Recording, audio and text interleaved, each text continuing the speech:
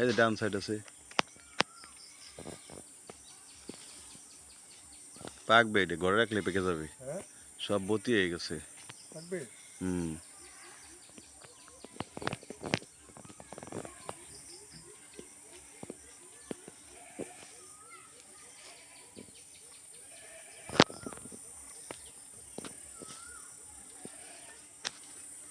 মাঠে এখন তিল হয়েছে দেখছো, এই নারকেল গাছ এগুলা পুরা বুঝছো, 40টার মতো নারকেল গাছ ছিল, সব কাটে ফেলছে, আবার এই যে সাইড দিয়ে লাগাইছে নতুন করে। এখন এইগুলা তত্ত্বাবধান পর্যবেক্ষণ পরিচালনা কে করবে বুঝো নাই। হ্যাঁ লোকজন নাই। শ্বশুর আব্বা ছিল, চাচা ছিল, একটা দুজন তো মারা গেল। ও দাদা স্ট্রং ছিল আগে, এখন মুরব্বী হয়ে গেছে বুঝো নাই। আমার করার কেউ নাই। করবে, সময় লাগবে আবার আস্তে আস্তে বুঝো নাই। এই ছিল অবস্থা আমাদের পুকুর পাড়ে, আমরা আম পাড়তেছি।